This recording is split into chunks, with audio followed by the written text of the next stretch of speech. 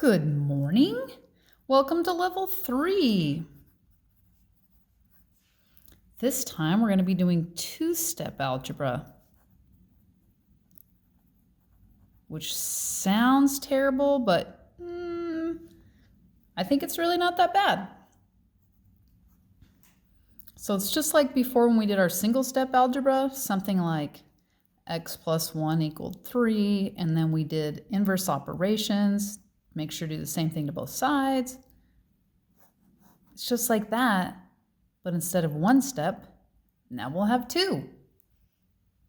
All right. 7x minus 3 equals 74. Here's my big suggestion. And honestly, because I think it's the greatest suggestion ever, find the variable, in this case the x, and deal with the stuff that's further away from it. What? The constants. Usually the variable is going to be with a coefficient or alone. Deal with the constants. In this case, it's a -3. Deal with that first, then come back and deal with the coefficient.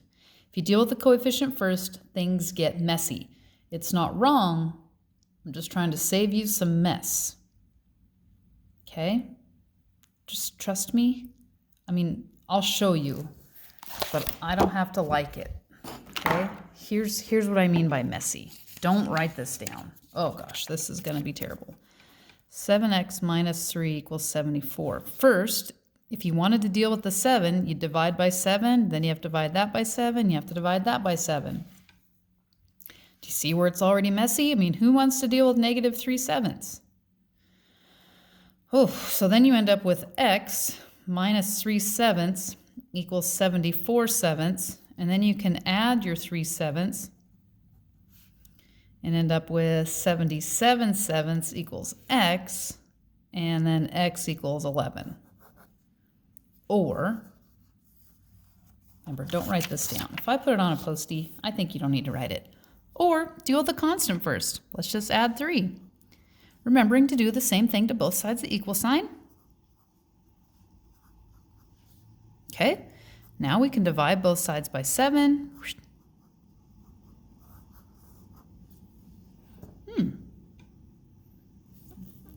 It could just be me, but that seemed a lot easier than this. Sometimes these become very scary, and not just for 6th graders.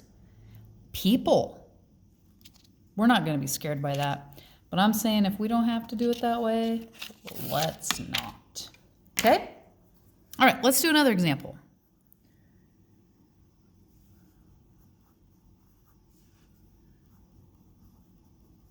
Okay. So first thing, locate the variable. Deal with the constant, not all this stuff. Okay, +5. The inverse of that is a -5. Those go away. X over 9. What's x over 9 mean to do? Oh, that means to divide. What's the inverse of divide? Multiply. So I'm going to multiply both sides by 9. That gives me 18 equals x. Okay. We're cruising right along, Miss D. Oh boy, here comes one in words. Oh gosh. 3 times the number x increased by 8 is 29. Well, I know is equals, so there was that. 3 times the number x increased by 8. Okay, gosh. Translations. There's the variable. Deal with the constant. +8 inverse is -8. Now we can deal with the coefficient. 3 times x, so the inverse is divide.